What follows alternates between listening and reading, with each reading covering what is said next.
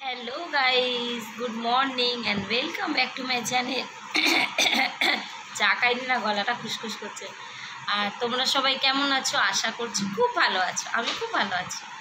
তো সকালবেলা সমস্ত কাজ ব্রাশ করে ডাস্টিং, যেটা আমার রেগুলার কাজ যেটা থাকে, আমি আমাকে রোজ রোজ ডাস্টিং করতে হয়, সেটা সারলাম। তো চা খেতে যাব, তার মধ্যে গুড়িয়াদি ফোন এসে, আমি ফোন আসলে তো বুঝেই যাই যে কেন ফোন করছে। ফোনটা তুললাম, তখন বললো দিদি আসবো না আজকে, আমার গা হাত ব্যথা করছে। আমি বললাম তাহলে রেস্ট করো, আজকে কালকে এসো। তো এই কাজে আমি লেগে পড়বো। আজকে আমার ঠাকুরের কাছেও যাওয়া হয়নি, কেননা এই কাজ সারছিলাম, ভাবলাম চা খেয়েই যাব।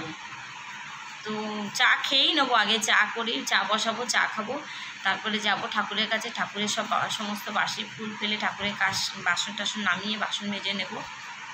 আর ঘর বাড়ি ঝাঁট দিয়ে মুছবো, আসুক না আসুক, আমার বাসি ঘর তো আমি ফেলে রাখি না, ঝাঁট দেবো, মুছবো।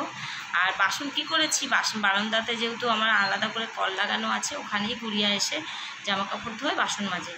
তো বাসন যেহেতু কালকে রান্নাবান্না বেশি ছিল না, রাইস ফ্রাই করেছিলাম রাত্রে, স্নেহা বললাম একটু ফেনা ভাত করে দাও, তো ফেনা ভাত করে দিয়েছিলাম গোবিন্দভোগ চাল দিয়ে। বাসন বেশি নেই, তার জন্য সেই অল্প বাসনই ছিল, যেগুলো জল ধোয়া করে আবার গামলার মধ্যে বসিয়ে রেখেছি। বাসন বেশি থাকলে ধুয়ে নিই, আর আমার সেরকম এনার্জিও হচ্ছেও না এখন বাসন ধুতে। যদি মনে হয় পরে তো ধুবো। এখন চা খেয়ে আগে ঠাকুরের কাছে যাই, জামা কাপড় চেঞ্জ করে ঠাকুরের সমস্ত সেরে নিই, তারপরে বাসি ঘর ঝাড় দিয়ে ঘর মুছবো, আবার রান্নার দিকে ঢুকবো। কেন আজকে বাজারে যাওয়া নেই বলে বাঁচা, নাহলে তো আমার বাজারে যাওয়া হলে আমার মানে নাকে মুখে বেঁধে যায়। বাজার থেকে এসে আবার এই সমস্ত কাজ করে। দেখো, ধুয়ে যখন না আসে কী হয়, আমি রোজের বাসন যেগুলো থাকে, যদি বলা থাকে অল্প অল্প করে ধুয়ে নিই। আর যখন না বলে ছুটি করে না, তখন কি হয়, আমার বাসন তো জমানো থাকে, ওর জন্য ও আসবে বলে বারান্দাতে গামলায় রেখে দিই, সেই বাসনগুলো ধুতে হয়। ঘর বাড়িটা ঝাড় দিতে মুছতে হয়, আমার কষ্ট হয়ে যায়। বাজার তোলা, একটা একটা করে মাছ সব ডিপ ফ্রিজে তুলতে হয়। মাছ ফ্রিজ থেকে বার করেছি, কালকে যে মাছ এনেছিলাম বললাম না, সেটাকে বার করেছি, রান্না করব। আর চলো তাহলে চা খেয়ে নিই আগে, তারপর ঠাকুরের কাছে যাব। বেলা হয়ে যাচ্ছে, দেখি কটা বাজে, 8:30টার বেশি বেজে গেছে। 8:30টার বেশি বেজে গেছে। তো চলো চা খেয়ে নিই, চা বানিয়ে নিয়ে আসি। আমার সাথে থাকো, তোমরা দেখতে থাকো আমি সারাদিন কী করি।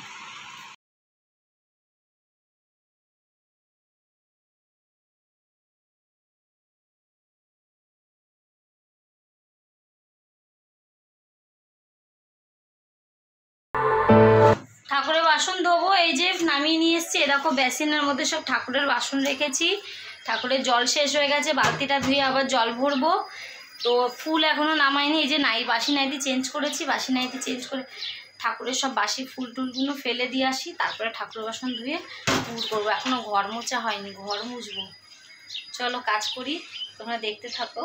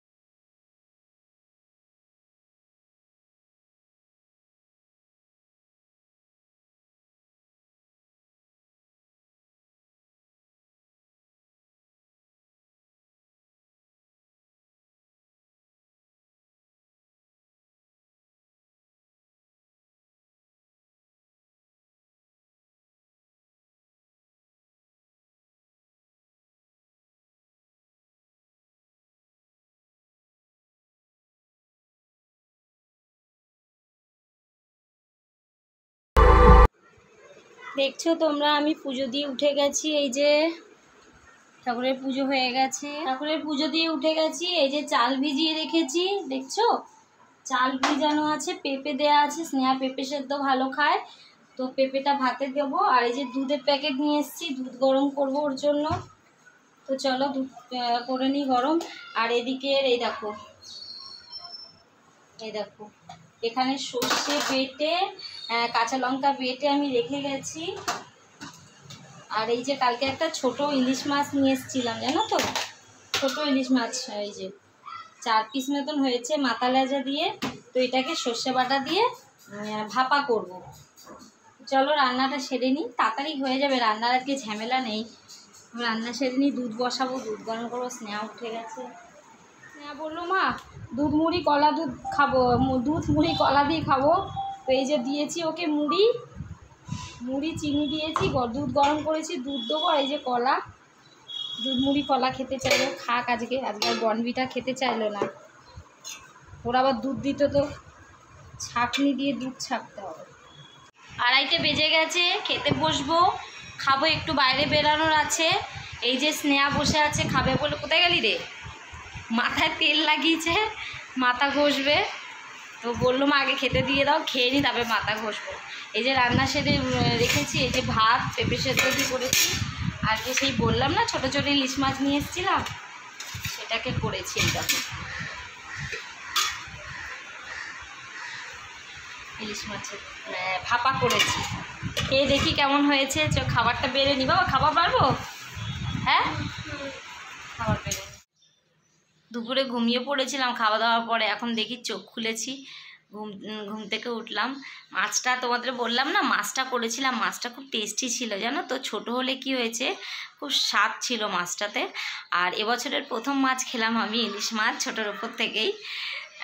তো এই খাওয়া দাওয়া করে না একটু ফোন ঘাঁটতে ঘাঁটতে বিছনায় এসেছি, চোখ লেগে গেছে, কারণ সেই সকালবেলা আমার চোখ ঘুম ভেঙে যায়। তো দুপুরবেলা একটু শুতে লাগে। আর স্নেহা সাথে বসেছিলাম, কেন ওর ফোনটায় আমার ভিডিওগুলো এডিটিং বাকি ছিল, কালকের ভিডিও পোস্ট হয়নি এখনও পর্যন্ত, সেটাকে এডিটিং করছে, পোস্ট হবে।